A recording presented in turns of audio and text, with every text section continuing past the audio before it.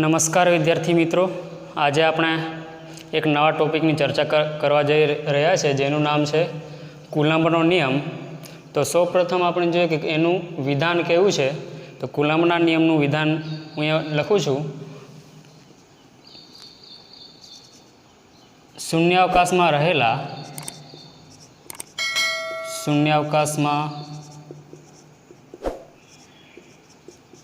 રહેલા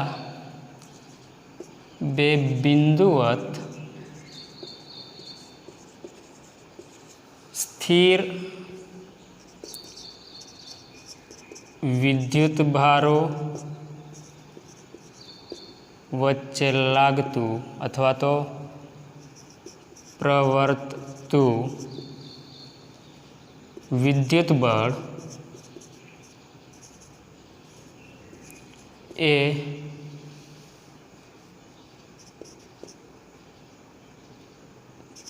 તેમના મૂલ્યોના ગુણાકારના સમપ્રમાણમાં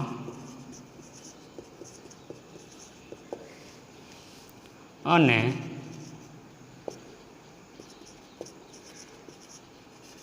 તેમની વચ્ચેના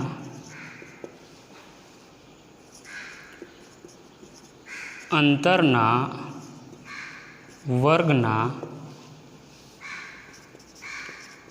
વ્યસ્ત પ્રમાણમાં હોય છે.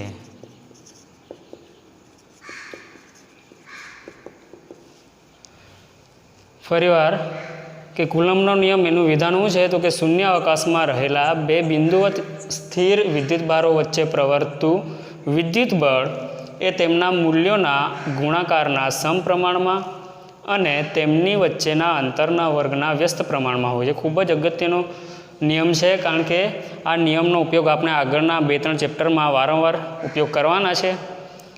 આ એવો જ નિયમ છે જે આપણે 11મા ધોરણમાં ભણી ગયા છે. પદાર્થોના દળ માટે ન્યૂટનનો ગુરુત્વાકર્ષણનો નિયમ. એ નિયમ શું કહે છે કે બે પદાર્થો છે, આનું દળ m1 છે અને આનું દળ જો m2 હોય, તેમજ આ બંને વચ્ચેનું અંતર r હોય તો તેમની વચ્ચે લાગતું ગુરુત્વાકર્ષણ બળ કેટલું હતું? F બરાબર g m1 m2 ભાગ્યા r સ્ક્વેર.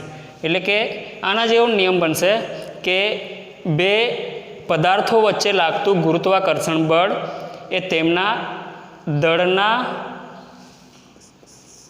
ગુણાકારના સમપ્રમાણમાં, એટલે કે F ચલે છે m1 m2 અને તેમની વચ્ચેના અંતરના વર્ગના વ્યસ્ત પ્રમાણમાં હોય છે. એટલે કે F ચલે છે 1/r². આ બંનેને આપણે ભેગા કરીએ તો F ચલે છે m1 m2 ભાગ્યા r².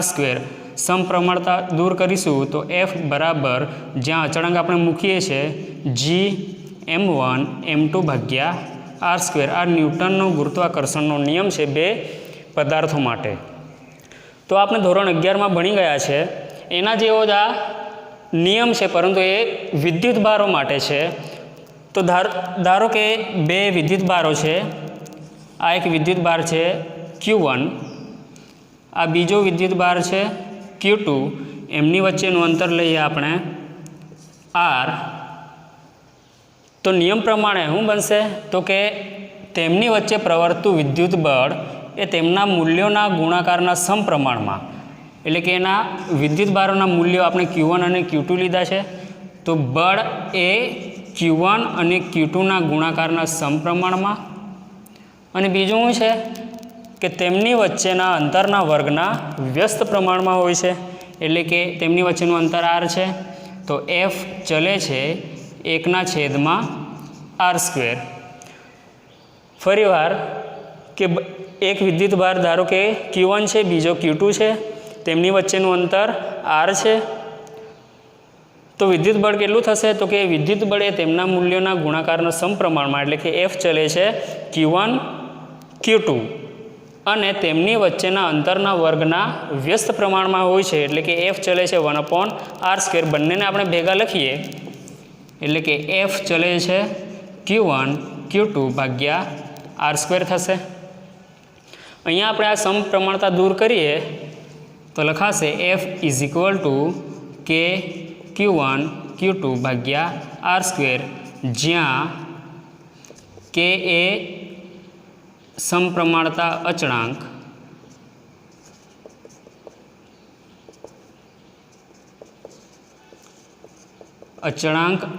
અથવા તો કુલંબ અચળાંક કહેવાય છે.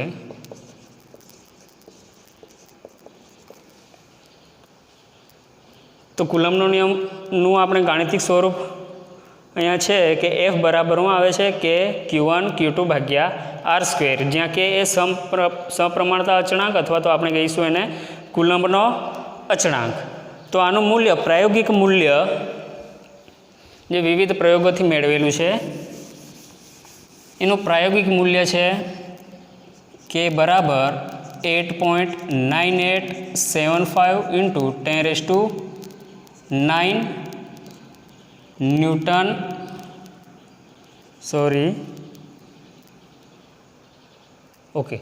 ન્યૂટન મીટર સ્ક્વેર પર કુલમ સ્ક્વેર.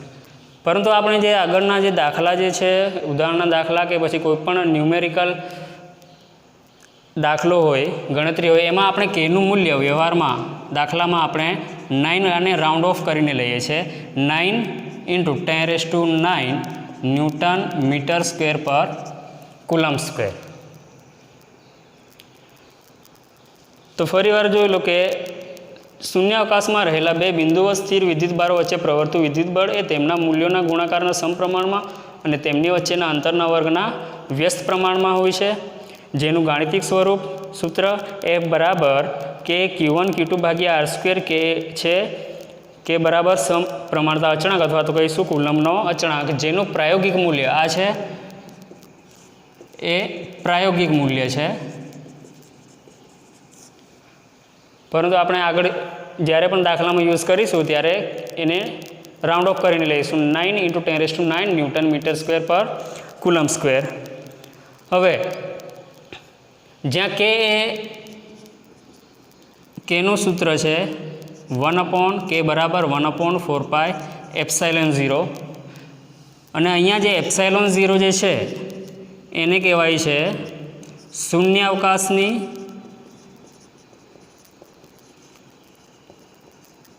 પરમિટિવિટી. શું કહીશું વિદ્યાર્થી મિત્રો? ε0 એવું છે, આ કે જે છે સપ્રમાણતા અચળાંક એનું આ સૂત્ર છે. કયું છે? તો કે કે બરાબર 1/4πε0, જ્યાં ε0 ને કહીશું શૂન્યાવકાશની પરમિટિવિટી. હવે આ શૂન્યાવકાશની પરમિટિવિટી આપણે જે બે વિદ્યુતભારો કાં મૂકેલા છે? તો કે શૂન્યાવકાશમાં મૂકેલા છે.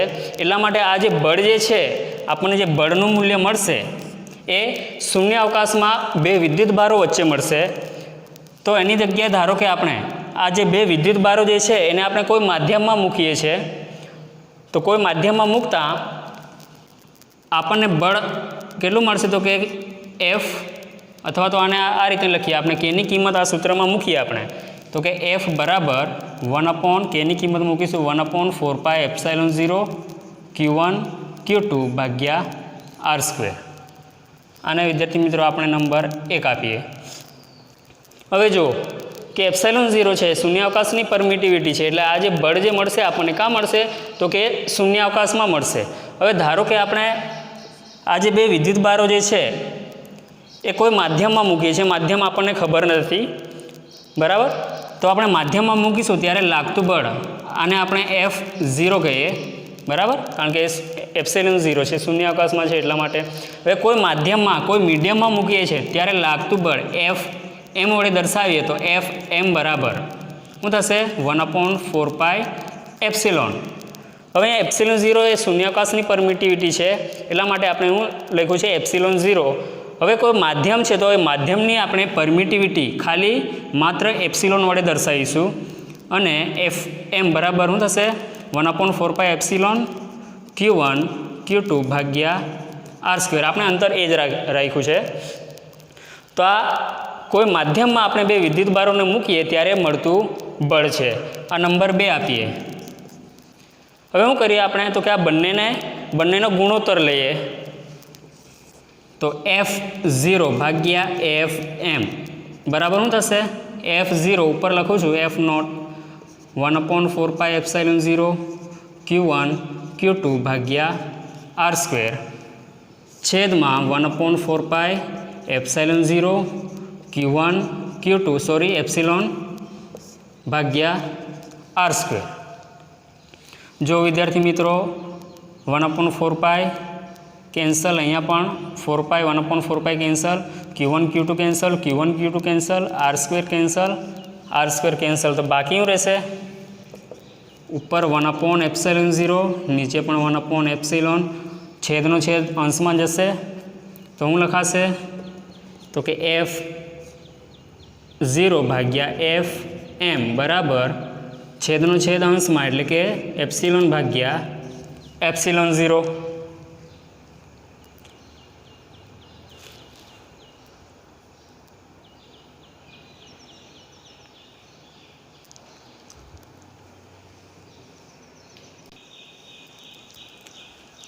જો વિદ્યાર્થી મિત્રો શું આવ્યું છે? F0 ભાગ્યા Fm બરાબર એપ્સિલોન અપોન ε0. આ શું છે એપ્સિલોન? તો કે માધ્યમમાં કોઈ માધ્યમમાં પરમિટિવિટી છેદમાં શૂન્યાવકાશની પરમિટિવિટી.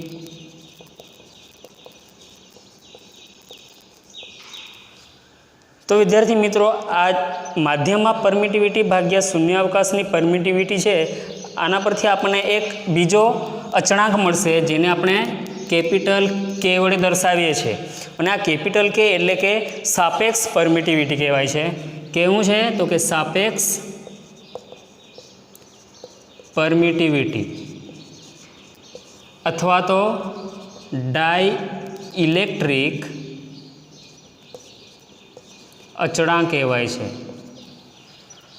જો એપ્સિલોન અપોન ε0 એટલે કે માધ્યમમાં પરમિટિવિટી ભાગ્યા શૂન્યાવકાશની પરમિટિવિટી, એને આપણે કહીશું સાપેક્ષ પરમિટિવિટી, જેને કેપિટલ કે વડે દર્શાવવામાં આવે છે અથવા તો એને કહેવાય છે ડાઇઇલેક્ટ્રિક અચળાંક. તે માધ્યમનો ડાઇઇલેક્ટ્રિક અચળાંક કોની સાપેક્ષે? તો કે શૂન્યાવકાશની સાપેક્ષે.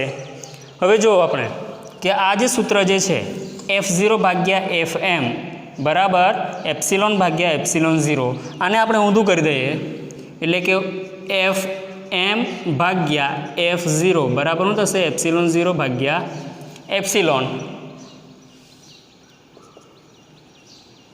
અથવા તો આના બરાબર આપણે કે લખીએ છીએ.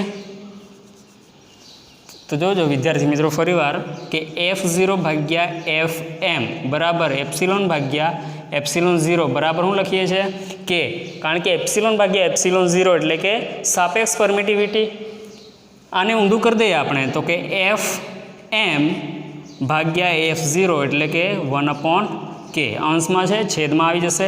F0 ને આ બાજુ લઈ જઈએ તો Fm બરાબર F0 ભાગ્યા k. તો આના પરથી શું કહી શકાય વિદ્યાર્થી મિત્રો? કે બે બિંદુવત વિદ્યુતભારોને શૂન્યાવકાશને બદલે આપણે જો એપ્સિલોન જેટલી પરમિટિવિટી ધરાવતા માધ્યમમાં મૂકીએ ત્યારે પ્રવર્તતું એ બે વિદ્યુતભારો વચ્ચે પ્રવર્તતું બળ કેટલું થઈ જાય છે? તો કે કેમાં ભાગનું થઈ જાય છે. આના પરથી શું કહી શકાય કે બે બિંદુવત વિદ્યુતભારોને આપણે r જેટલા અંતરે શૂન્યાવકાશની જગ્યાએ કોઈ બીજા માધ્યમમાં મૂકીશું ત્યારે એમની વચ્ચે લાગતું બળ Fm કેટલું થઈ જશે? તો કે શૂન્યાવકાશમાં જે બળ લાગે છે એના કેમાં ભાગનું થઈ જાય છે. એટલે કે શૂન્યાવકાશને બદલે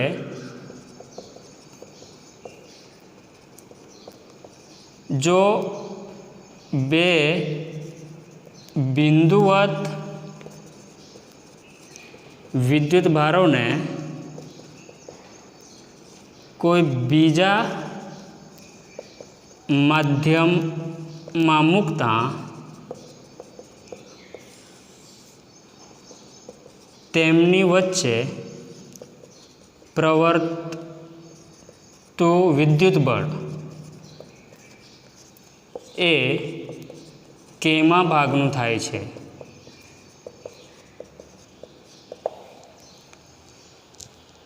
ફરીવાર જોઈ લો કે F0 ભાગ્યા FM આપણને શું મળે છે? આપણે જો પહેલાં આપણે જે બળ મેળવ્યું છે, કુલમ્બનો નિયમ જે છે કે જ્યારે આપણે બે વિદ્યુત ભારોને કાં મૂકેલા છે શૂન્યાવકાશમાં, ત્યારે બળ કેટલું મળે છે?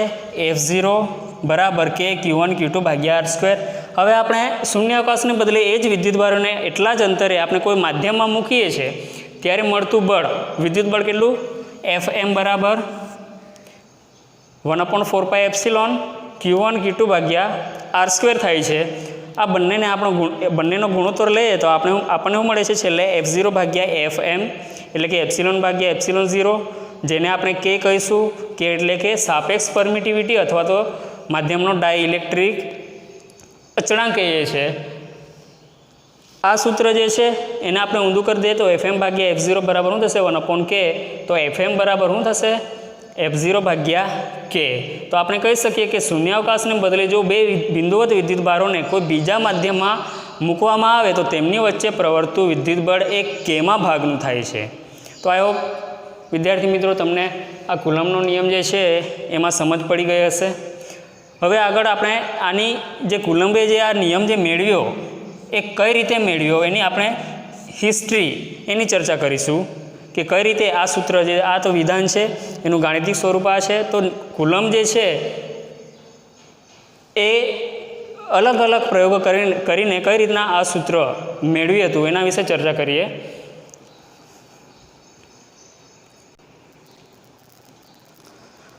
ઓકે વિદ્યાર્થી મિત્રો, કે કુલમ્બે આ જે કુલમ્બનો નિયમ કઈ રીતના મેળવ્યો એની ચર્ચા કરીએ આપણે. કે કુલમ્બે એક વિદ્યુત ભાર લીધો, વિદ્યુત ભારિત ગોળો લીધો કે જેના પર કેટલો વિદ્યુત ભાર હતો? તો કે Q. એક ગોળો લીધો, Q વિદ્યુત ભાર ધરાવતો ગોળો કુલમ્બે લીધો. હવે એણે શું કર્યું કે એના જેવો જ બીજો ગોળો, પરંતુ એ વિદ્યુત ભાર રહિત, આ છે વિદ્યુત ભારિત ગોળો, આ છે વિદ્યુત ભાર રહિત કે જેના પર વિદ્યુત ભાર નથી. એટલે કે એણે પહેલાં એક Q વિદ્યુત ભાર ધરાવતો ગોળો લીધો અને બીજો એના જેવો જ ગોળો પરંતુ એ વિદ્યુત ભાર રહિત લીધો અને આ ગોળાને આની સાથે સંપર્ક કરાવતા શું થશે કે એની જોડે સંપર્ક કરાવતા બંને ગોળા પરનો વિદ્યુત ભાર કેટલો મળે છે? ફરીથી પછી એને સંપર્ક પછી, તો કે સંપર્ક પછી આ બંને ગોળા પરનો વિદ્યુત ભાર એક પર બંને પર સરખો વિદ્યુત ભાર મળે છે Q/2 Q/2. હવે આ ગોળા પરનો વિદ્યુત ભાર કેટલો છે બંને પરનો? તો કે આના પર છે Q/2, આના પર પણ Q/2 વિદ્યુત ભાર થઈ ગયો. ફરીથી એણે શું કર્યું કે ત્રીજા એના જેવા જ વિદ્યુત ભાર રહિત ગોળાને એક ગોળા સાથે સંપર્કમાં લાવતા એને મળે છે ત્રીજો ગોળો Q/4 કે જેના પરનો વિદ્યુત ભાર કેટલો થશે? Q/4. અને આના પરનો વિદ્યુત ભાર ફરીથી કેટલો થઈ જાય છે? તો કે અડધો એટલે કે Q/4. આ રીતે એણે અલગ અલગ ગોળા સાથે વિદ્યુત ભાર રહિત ગોળા સાથે સંપર્ક લાવીને આ રીતે વિદ્યુત ભારો મેળવ્યા. એક પહેલાં Q હતો, Q/2, Q/4, Q/8. આ રીતે અલગ અલગ વિદ્યુત ભાર ધરાવતા ગોળા મેળવ્યા એણે. હવે આ ગોળાઓની અલગ અલગ જોડ માટે એણે શું કર્યું? તો કે બે ગોળા છે, ધારો કે એક Q/2 છે, Q/2 વિદ્યુત ભાર ધરાવતો ગોળો, અને બીજો Q/4, ધારો કે Q/4 ધરાવતો ગોળો છે. આ બંને વચ્ચે એણે બળ માપ્યું અને એ બળ માપવા માટે કયા સાધનનો ઉપયોગ કરેલો એણે? તો કે વર્તુલા. તો કે બે આવા ઘણા બધા વિદ્યુત ભારિત ગોળાની જોડ બનાવીને એણે એમની વચ્ચેનું બળ માપ્યું. કયા સાધનની મદદથી? તો કે વર્તુલાની મદદથી. તો એણે જણાવ્યું કે જે બળ જે એમની વચ્ચે લાગે છે એ બંને વિદ્યુત ભારોના મૂલ્યોના ગુણાકારના સમપ્રમાણમાં મળે છે. આ ખાલી આપણે એક જ ઉદાહરણની ચર્ચા કરી. એવા ઘણા બધા એણે વિદ્યુત ભારોની જોડ લીધી. ધારો કે આપણે શું લીધું છે અહીંયા? Q/2 Q/4. ફરીથી એણે Q/4 Q/8 આ બે ગોળા વિદ્યુત ભારિત ગોળાની જોડ લઈને બળ માપ્યું. તો દરેક કિસ્સામાં એને જણાવ્યું કે આ જે બળ જે છે આ બે વિદ્યુત ભારિત ગોળા વચ્ચે લાગતું બળ એ તેમના મૂલ્યોના વિદ્યુત ભારોના મૂલ્યોના ગુણાકારના સમપ્રમાણમાં મળે છે. એટલે કે F ચલે છે. ધારો કે આપણે વિદ્યુત ભાર Q1 અને Q2 લઈએ, Q1 અને Q2 લઈએ તો જનરલી લઈએ છીએ આપણે કે ધારો કે બે વિદ્યુત ભારિત ગોળા છે, એક પર Q1 છે, બીજા પર Q2 છે, અને તો એમની વચ્ચે લાગતું બળ એફ ચલે છે, શું મળશે? Q1 Q2. તો આ રીતે એણે અલગ અલગ જોડ બનાવીને વિદ્યુતભારિત ગોળાઓની જોડ બનાવીને એમની વચ્ચેનું બળ વર્તુળાની મદદથી માપતા એને શું મળે છે? તો કે એ જે બળ ઉદ્ભવે છે એ બંને વિદ્યુતભારોના મૂલ્યોના ગુણાકારના સમપ્રમાણમાં મળે છે. ફરીથી એણે શું કર્યું કે વિદ્યુતભારોના મૂલ્યો એણે શું કર્યા છે? બીજા લીધા, બદલીને લીધા. તો દરેક કિસ્સામાં એને સમપ્રમાણમાં બંને વિદ્યુતભારોના મૂલ્યોના ગુણાકારના સમપ્રમાણમાં મળે છે. હવે ફરીથી એણે શું કર્યું કે અલગ અલગ વિદ્યુતભારિત ગોળાઓ લીધા, અલગ અલગ વિદ્યુતભાર ધરાવતા ગોળા લીધા અને એમની વચ્ચે સમાન અંતર રાખીને ખાલી શું કર્યું એણે? તો કે વિદ્યુતભારો જે છે એ અલગ અલગ લીધા, અલગ અલગ જોડ લીધી અને બધા જ ગોળાઓ વચ્ચે અંતર જે છે અલગ અલગ રાખ્યું. ધારો કે આ Q/2 છે અને આ છે Q/4. એમની વચ્ચેનું અંતર ધારો કે કોઈક વાર R1 લીધું છે, કોઈક વાર લીધું છે R2 લીધું, કોઈક વાર R3 લીધું. આ રીતે એણે અલગ અલગ અંતર રાખીને એક જ જોડ લઈને, એટલે વિદ્યુતભારો તો અલગ અલગ છે, સમાન પણ લઈ શકાય, અલગ અલગ વિદ્યુતભારિત ગોળાઓ લઈને એણે આ બધા વચ્ચેનું અંતર બદલીને એણે જ્યારે એમની વચ્ચેનું બળ મેળવ્યું ત્યારે એ બળ કેટલું જણાય છે એને? તો કે F એ એમની વચ્ચેનું જે અંતર જે છે એમના વર્ગના વ્યસ્ત પ્રમાણમાં મળે છે. ફરીવાર વિદ્યાર્થી મિત્રો કે એણે બે વિદ્યુતભારિત ગોળા જે છે કે એક જોડ લીધી અને એ જોડ જે છે વિદ્યુતભારો જે છે એમને અલગ અલગ અંતરે રાખીને આ વિદ્યુતભારો સરખા દરેક કિસ્સામાં અંતર ખાલી બદલીને એણે પ્રયોગ કર્યો ત્યારે એમને જે બળ જણાય છે આ બંને વિદ્યુતભારિત ગોળા વચ્ચે જે બળ જણાય છે એ કેટલું? તો કે એણે અવલોકન કરતાં એને જણાયું કે આ જે બળ લાગે છે F એ તેમની વચ્ચેના અંતરના દરેક કિસ્સામાં તેમની વચ્ચેના અંતરના વર્ગના વ્યસ્ત પ્રમાણમાં મળે છે. ફરીથી એણે બીજા બે વિદ્યુતભારો લીધા. ધારો કે Q/4 છે, આ છે Q/8 છે. એમની વચ્ચેનું અંતર એકવાર R1 લીધું, ગોળાએ જ ફરીથી એણે R2 લીધું, ફરીથી એણે R3 લીધું. એટલે વિદ્યુતભારોના મૂલ્યો તો સરખા જ રાખ્યા છે, પરંતુ અંતર એ બદલીને એણે આ બંને વચ્ચેનું અંતર બદલી નાખ્યું દરેક વખતે. તો ત્યારે પણ એવું જ જણાય છે કે વિદ્યુતભારોના મૂલ્યો આપણે બદલીએ છીએ તો પણ બળ જે છે એ અંતરના વર્ગના વ્યસ્ત પ્રમાણમાં મળે છે. તો ફાઇનલી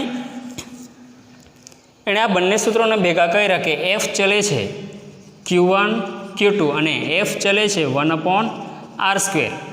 આ બંને સૂત્રોને ભેગા કરતાં એણે આ નિયમ મેળવ્યો F ચલે છે Q1 Q2 ભાગ્યા r². તો આ રીતે કુલંબે અલગ અલગ પ્રયોગો કરીને કુલંબના નિયમ જે છે એ આપ્યો અને એનું ગાણિતિક સ્વરૂપ છે. હવે આપણે ચર્ચા કરીએ વિદ્યાર્થી મિત્રો આ કુલંબનો નિયમ જે છે એની જે મર્યાદાઓ છે એની ચર્ચા કરીએ. તો સૌપ્રથમ પહેલી મર્યાદા જે છે તો કે બે વિદ્યુતભારો જે છે એ કેવા હોવા જોઈએ? તો કે વિદ્યુતભારો બિંદુવત હોવા જોઈએ.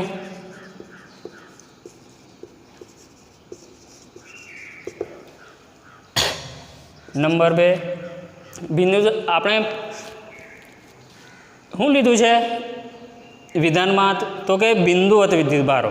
તો વિદ્યુતભારો કેવા હોવા જોઈએ? તો કે બિંદુવત હોવા જોઈએ. એના સિવાયના વિદ્યુતભારો માટે કુલંબનો નિયમ લાગુ પડતો નથી. બીજું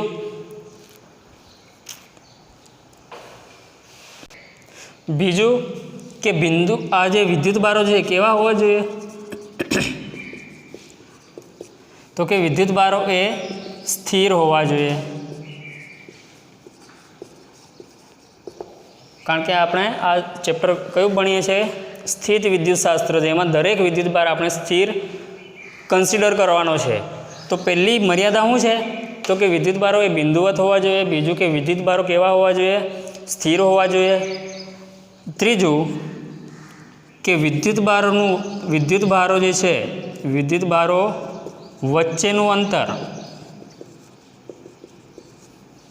એ 10⁻⁻15 મીટર કરતાં વધુ હોવું જોઈએ, એટલે કે ન્યુક્લિયસની ત્રિજ્યા છે એના કરતાં વધુ હોવું જોઈએ.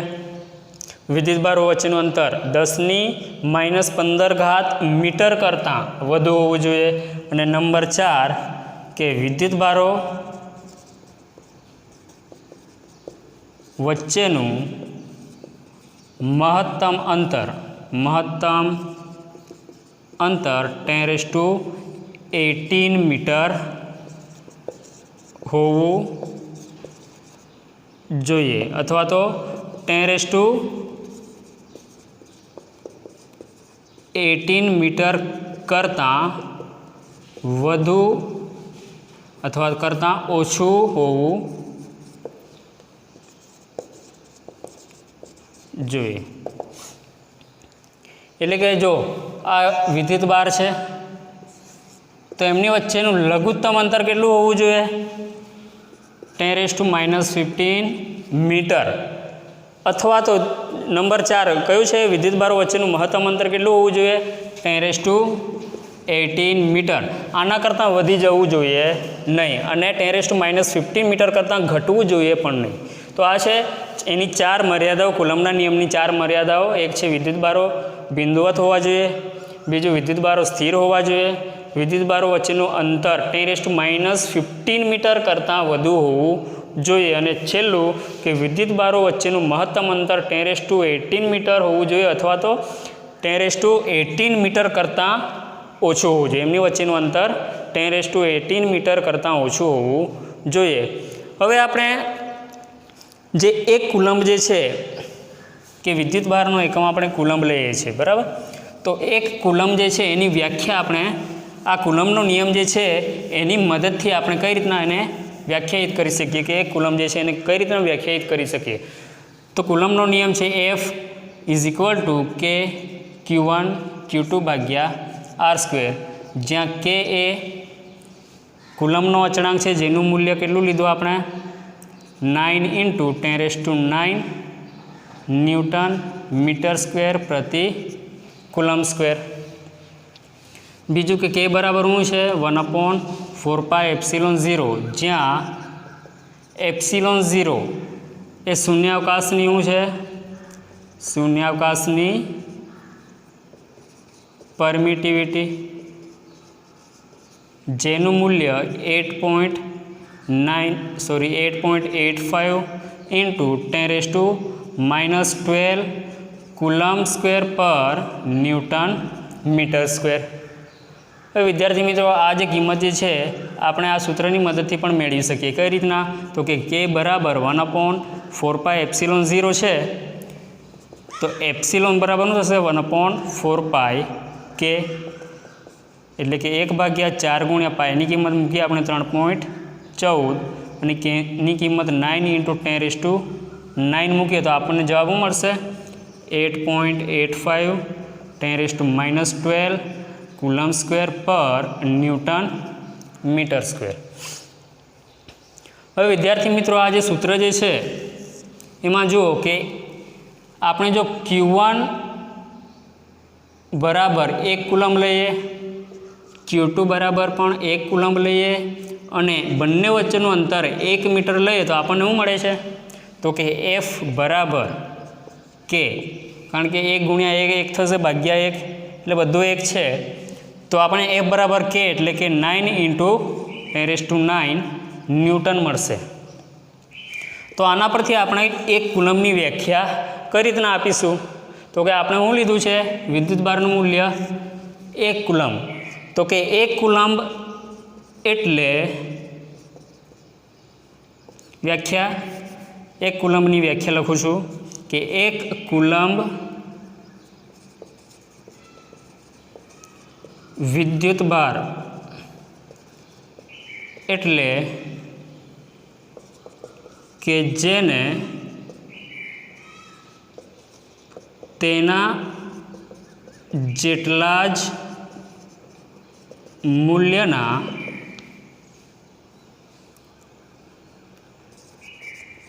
બીજા વિદ્યુતભારથી શૂન્યાવકાશમાં 1 મીટર જેટલા અંતરે મૂકતા